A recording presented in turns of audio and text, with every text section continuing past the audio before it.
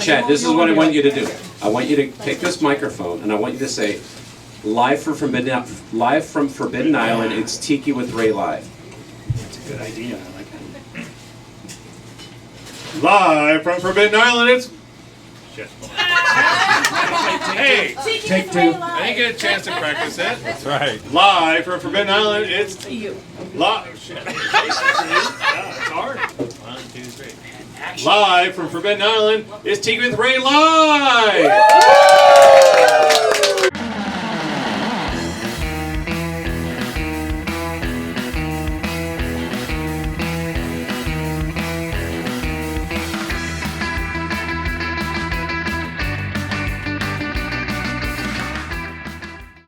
And I want to say thank you all for coming out. This really, really means a lot to me. But it really means the world to me, Otto, that you came out to do this interview. Oh, thank you. And if there was anyone that I wanted to do an interview with, it's you. Anyone. Anyone. That includes George Lucas, George Clooney, anyone. I've already interviewed those. They're boring. You can't even look at George Lucas in the eye. Yeah, that's what I've heard. Can't look him in the eye. Back when I started to really, really get into Tiki, there was this documentary called Plastic Paradise. Oh yeah, that's a good one. It's still available on YouTube, right? It's on YouTube. People can go check it out. It's on YouTube now. And if any of you, has anyone seen that documentary, Plastic Paradise? Raise your hand, Michael. 2, 3. Okay, great. It's an awesome documentary, and for me, it was like a really good introduction to Tiki because it really kind of lays out the story. And then they have Sven, Beach Bum Berry, and they had you. And I remember watching that documentary, and like I remember you coming on, and you're like, yeah, I used to be in the punk rock, and there was a lot of us that were punk rockers that got into Tiki, and I'm like, that's the guy. That's the guy that I want to meet. Out of all of them, he seems like the coolest guy. And so this day has finally come, so thank you. And old punkers, they keep popping up. So somebody sent me an email yesterday and said, oh, this guy's selling off his collection of Tiki stuff. Yeah. And the guy was Chip Kinman from the Dills and Rank and File. He's in LA and he's selling off his Tiki stuff. So, and I had no idea that he was into Tiki stuff. Did you buy it? I'm looking into it. It literally just happened yesterday, the day before yesterday. So what do you think? What do you think? Is there? Well, first of all, do you think there's a connection between punk rock and Tiki, or Tiki culture, or all this? There is now. You know, there wasn't then because there was no punk rock then, but there is now because the reason for punk rock and subcultures is for the people of the current generation to reject or do one better than the previous generation. Yeah. Right? So you have people rejecting their parents, whatever their parents did, right? Yeah. And so the problem is when you got to punk rock, they kind of rejected everything, and they were like the pinnacle of rejection and rejecting everything that had come before. Like, I don't know how much more rejecting you can get than to be into punk rock. And so they had to like kind of go back and say, oh, well, what's the opposite of punk rock? Well, the opposite of punk rock is lounge music, and tiki bars, right? Like, very calm and serene and dark and mysterious instead of like in your face and loud and fast. Right? It's slow. Right? Well, the interesting thing for me is sort of like, I'm a punk rocker. I have no hair anymore, so you wouldn't see any. You used to have a mohawk. Yeah. In my dreams, I never. No, I just had a regular haircut. But like I love the Ramones. The Ramones are like one of my favorite punk rock bands. And I remember like getting into them into the 80s. I remember like, okay, they're doing Surfing Bird, they're doing California Sun, they're doing, and then I remember hearing the original versions of these songs, and you're like, oh wow, not only are these songs, they might even be even better than like the Ramones did. We're getting into the Cramps, and getting into like all this like 50s, late 50s, like late 50s, early 60s music, this like rockabilly, this like garage rock. And so for me, Tiki kind of, I like the mid-century connection to it. Yep. Well, how did you get into Tiki? Like, how did this all start for you? Because you got into it, like, the 80s, is that right? Yeah. Well, I got into the lounge scene, which was big in LA, the movie Swingers and, Marty and Elaine at the Dressing Room. And there was a radio station that's still going on to this day called Molotov Cocktail Hour that started right at the time that I was getting into it, too. Yeah. And all these punk rockers were doing like thrift shop records, right? Like they were finding records at thrift shops in order to find new music, right? Because the whole idea of punk rock was new, and everything was like you have to be more and more cutting edge. You have to be bleeding edge. You have to be beyond the cutting edge, right? And MTV cutting edge, and right. And so everybody had to go beyond that, and so these punk rockers were finding records at thrift shops and listening to that stuff, and then finding like really weird, obscure stuff. So you had people like Byron Werner finding Esquivel records and playing them for his friends, and his friends freaking out and going, "Wow, this is crazier than industrial music that I'm listening to. It's crazier than avant-garde noise music. This is really weird stuff." And so that's how the lounge scene became, and then a major offshoot or part of the lounge scene is the Tiki scene. So Martin Denny was discovered, and this band Throbbing Gristle. Throbbing Gristle. They had discovered Martin Denny before everybody else did. Ironically, they're from England and we're from the U.S. and they discovered it, and they had a greatest hits album, and the cover of it was an homage to Martin Denny's first record, Exotica. Absolutely. I saw a documentary about Boyd Rice. Correct. And Boyd Rice is like industrial music, like noise music, real noise, loud, like really progressive stuff. And I watched this documentary, and then it's like he's into Tiki.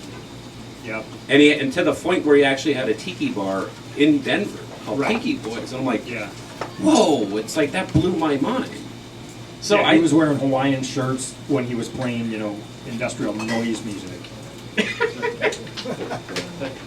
Right, sometimes you would go to these punk rock shows like in the mid to late '80s, and you might see like one person wearing a Hawaiian shirt, and it's like, whoa, that guy's wearing a Hawaiian shirt. That's so rad. That's so anti-punk, So being punk is like being anti-punk. Right. I think beyond. So one thing I'm starting to think about though. I don't know how it is for you, but how it was for me, it's like I've learned that like I've been into different subcultures throughout the course of my life. Do you think and obviously Tiki is a subculture. Do you think there's a certain type of person that gets into this?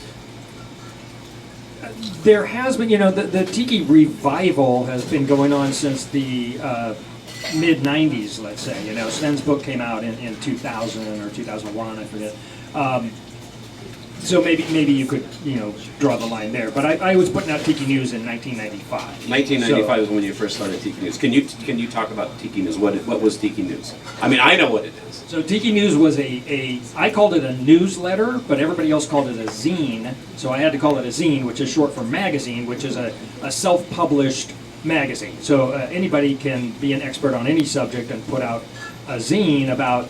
You could be an expert on driving the bus in San Francisco, or you could be an expert on, elevators or escalators or something, right? And you could put out a zine with all the details about that thing.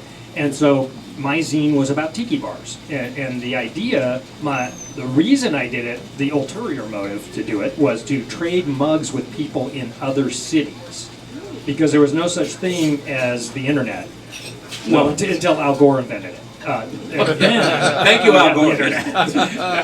No, there was the internet, but you had like AOL and Earthlink and these mail servers that were siloed. Yeah. So if I was on AOL, I couldn't share information with people that were not on AOL. So you had bulletin boards, but they were siloed. Oh my God. And then you had eBay, but they wouldn't create a category for Tiki. It was like a subdivision of Hawaiiana. So there was no way to connect with Tiki people. So I started putting out this zine and getting it into record stores, and wherever I would travel, like I would travel to Phoenix, and I would go to the local record stores and have them carry my zine. Then I'd travel to Seattle and do the same thing. Then I'd travel down to San Diego and Southern California. I lived in LA. Okay.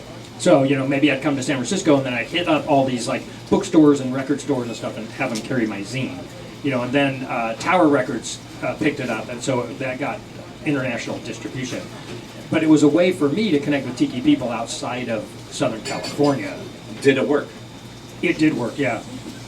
When the zine ran for like about 10 years, and at the end of it, I had almost 1,000 subscribers.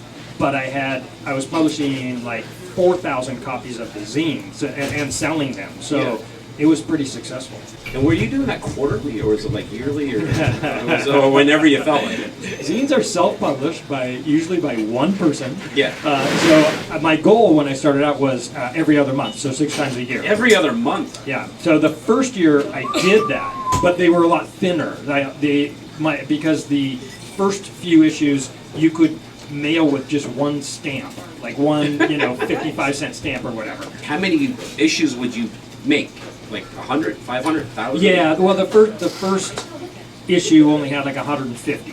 Then the next issue had like 250. Then the third issue had like 400, and then 600. Like it kept growing. Okay. Based on subscribers and then outlets that I could get it to.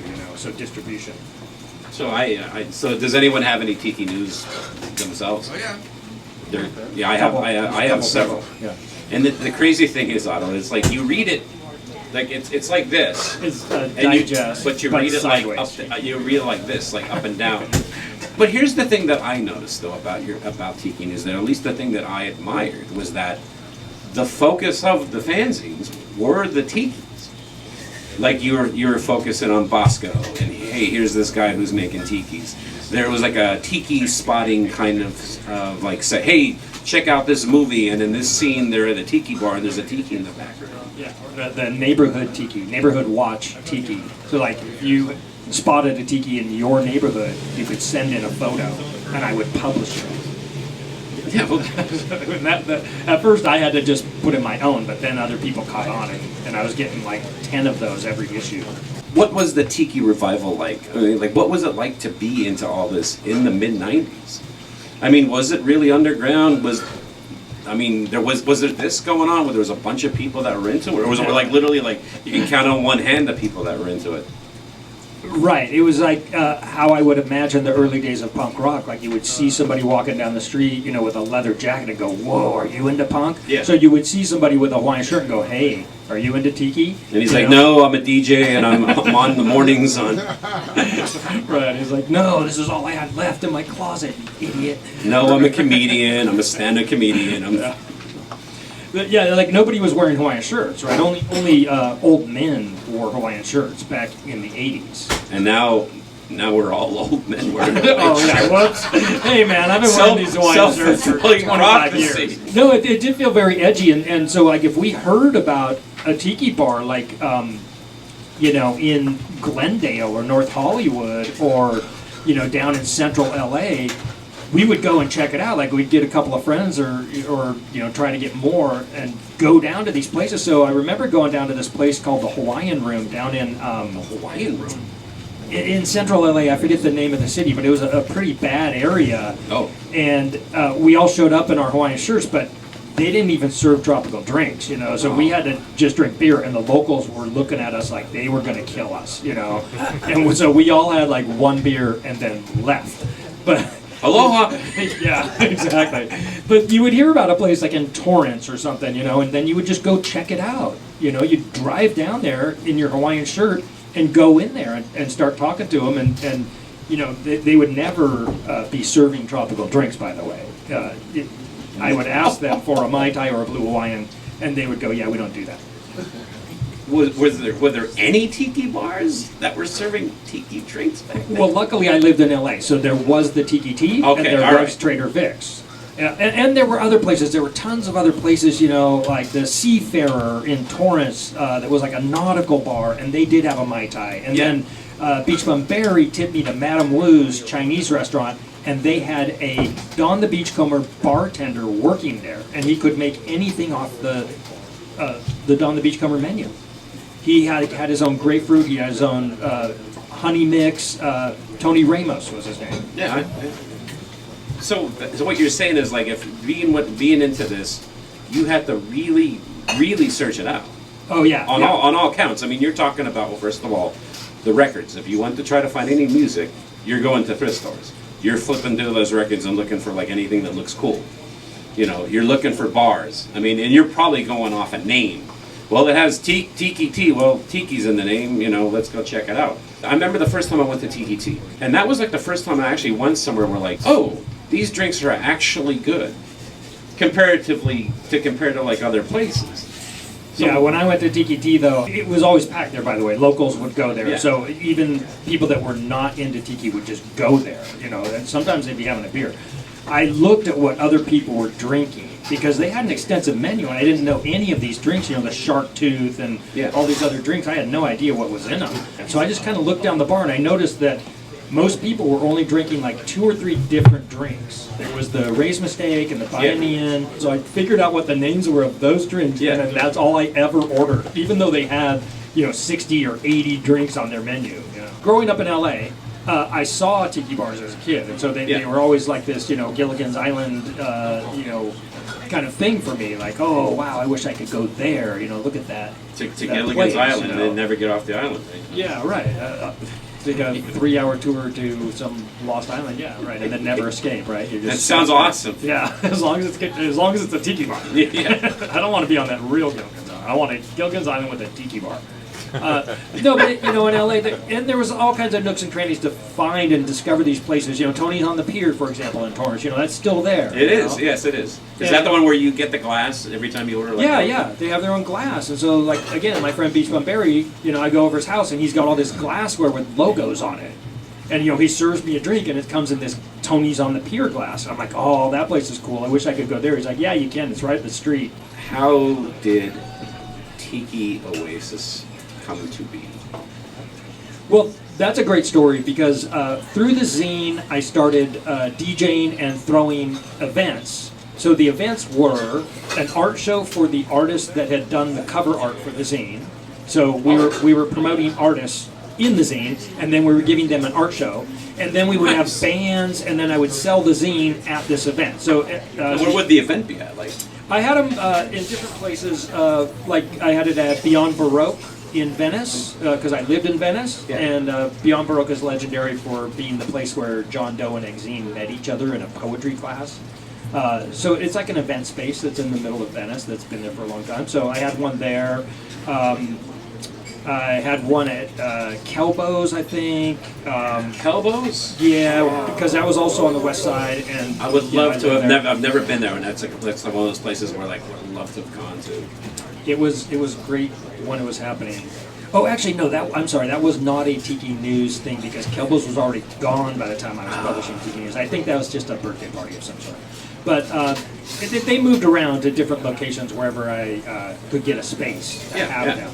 And then I moved to the Bay Area in late '96. So I only had about 3 parties in LA, and then the parties were in San Francisco. Okay. So they were at clubs, like the Starlight Lounge was like this, you know, bar, clubby kind of place. And then I moved it to the Chameleon, which was like this punk rock club that had, I would do a tiki night there once a month. So then when the zine came out, it would be a zine release party on that month. Were these well attended? I mean, how many people were showing? Yeah, they were. In LA, it was, you know, me and all of my friends, which I had cultivated a large tiki audience by having a backyard party every year. So I had an annual backyard party, and so that was free. So anybody could come and would come, and I would put out a little rack of like 10 or 12 Hawaiian shirts from my collection, or that I had thrifted, you know. And if anybody showed up in a black T-shirt and black jeans, which half of the people did at the beginning, I would say, "Here you go. You can put on a Hawaiian shirt and be part of the party." And most of them did. So when you looked out over the sea of people, you know, 100 people in my backyard. My backyard was like less than half the size of this room. So imagine 100 people in it, you know. That's a lot of Hawaiian shirts. Yeah, and then like most of them had Hawaiian shirts, so it looked really good, you know. And then, you know, please leave the shirt when you leave the party. You know. I didn't care. You get them at the thrift shop for $1 or whatever. Yeah, like probably like even back then it's probably like $2 for like one. I mean, even you can get now for like $5. So the Tiki Oasis kind of grew out of that because it just those parties just started becoming so big. Yeah, those parties became legendary, you know. Bands would play there, you know. We had some bands like members of the Phantom Surfers joined members of the 5, 6, 7, 8s and played, you know, because they were like touring and they were in town when it happened. So they just came to the party and they brought their instruments, and then there was some other band that had the drum kit and they just like played. And let's see, like Possum Dixon was one of the bands that played. They were pretty big in LA at the time. They were on Interscope Records. So yeah, like, you know, local surf bands like Insect Surfers played there a couple times. Neptunas, you know. So bands like that would play in my backyard, and then that made those parties become sort of legendary because people go, oh, I heard, you know, Dave from the Insect Surfers was telling me he played in your backyard, you know. Yeah, so that became big stuff. And then, you know, I was also doing these events to promote the zine, so, you know, I started DJing because I wanted the music for my events to be authentic Tiki music, you know, Yeah, Arthur yeah. Lyman and Martin Denny. And so nobody else was DJing that kind of stuff live, so I started doing it. And so then when I came to San Francisco, I was a Tiki DJ, and all these clubs wanted a Tiki DJ. So I got a night at Cafe du Nord, a night at the Lilo Lounge, a night at the Beauty Bar, a night at the Casa Nova, a night at Radio Valencia. At one point, I had 7 DJ gigs a week. That didn't last for very long, but yeah, I had like, you know, these once a month gigs and then these once a week gigs. Yeah, it was crazy, like around 1998 or so, I think, or maybe 99. Well, what happened to Tiki News? What happened that it came to a close? Well, it was kind of like the perfect storm, or imperfect storm, I The guess. imperfect storm. Yeah, I had a child, which is very impactful on one's life. You know, So what you're saying, if you have a kid, it's going to change your life. it may change your life. Yeah. So I had a kid, and then also it was 2001. It was 9/11. Things just came to a halt, just like they did in the pandemic, kind of like things Yeah. kind of came to a halt for a little while. That was like the end of the zine. Like after that, I just thought like, you know, I've got bigger, more important things to do than sit in my house and type up a zine. And then coincidentally, that's when Tiki Oasis started. Okay.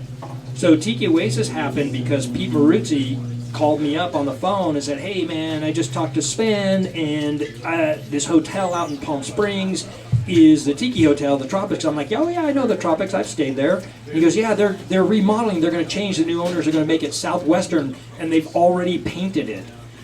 And I told them that if they leave it Tiki, the Tiki people will come out there. So you got to bring all your Tiki people out here. You got to throw an event. And I said, okay, let's do it. So we had the first Tiki Oasis in June in Palm Springs. June. Yeah, so you know what that means, right? Oh.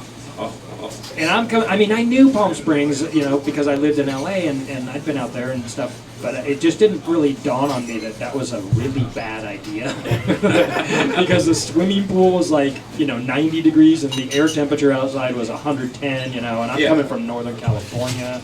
I mean, it was pretty bad. But we got like half the rooms rented in an 88-room hotel. And the manager freaked out. He's like, oh my God, you really did bring the people here. I can't believe this. This is great. This is so awesome. You know, I hope you guys come back next year. You know, let's do this again, you know. And I said, yeah, this is great. Let's do it again. And that was the birth of Tiki Oasis. Did you have any idea that it would grow into what it has become? Because we're talking thousands of people come out to Tiki Oasis. We are, yeah. I mean, I guesstimate that we probably had 5,000 people this year in San Diego. 5,000 people. Yeah, it's a 5-day event. You know, when we started out, it was like a 2.5-day event. I knew that it would grow. I figured we could maybe hit 1,000, you know, and we did. We kind of doubled each year, so we went from, you know, what if there's 44 rooms, there's, you know, 88 people. So we went from, you know, 50 or 60 or 80 people to like 150 people to 300 people to 600 people to 900 people. And then we just couldn't fit at that hotel anymore. We were renting out adjacent hotels, and people were staying at the Motel 6 on the other side. Yeah. You know, we had all the hotels in that little strip all booked out, and the people couldn't fit on the property anymore.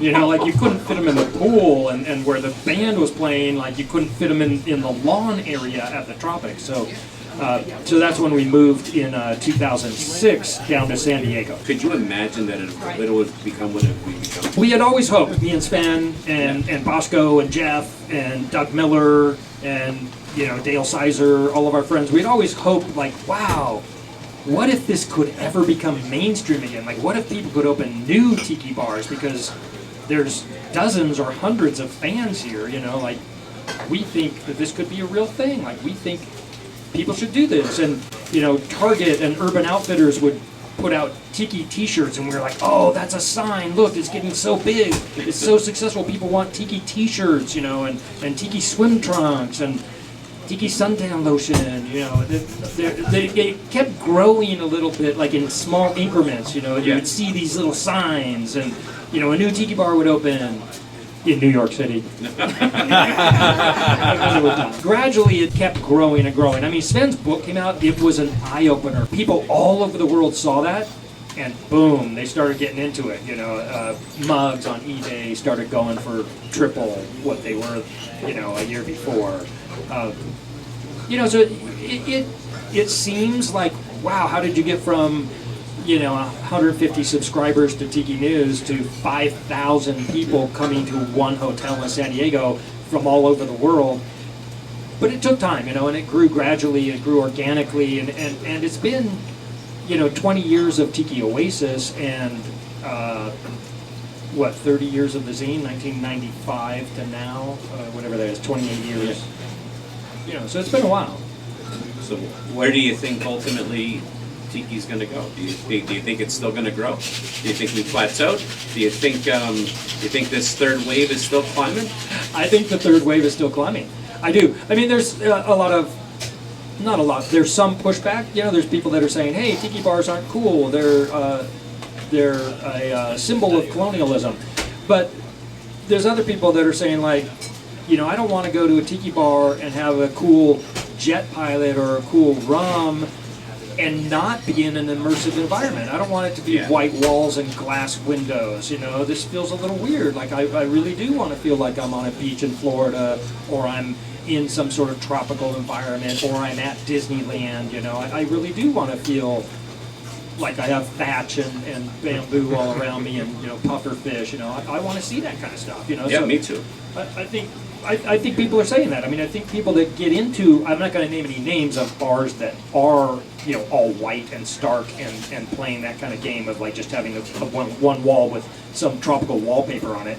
And you know what, I think the proof will be in the pudding, though, when it comes to those types of places. It's sort of like, the drinks are one part of that equation, but it is just one part of that equation. For me, it's everything. It's like the music, the environment itself, the drinks, and the service. And the people serving you your drinks, like, and everyone here is incredible. So thank you guys. Everyone here is incredible. Yeah, you were all part of this experience, and that's what we're all here for. We want to have a good experience. We want to have a fun time. If there's one thing you take away from this tonight, just remember that you're incredible. Yeah, you're all incredible. Well, Otto, you're incredible. Thank you, thanks, Ray. Thank you so much for coming on my show. And everyone, thanks for watching the interview.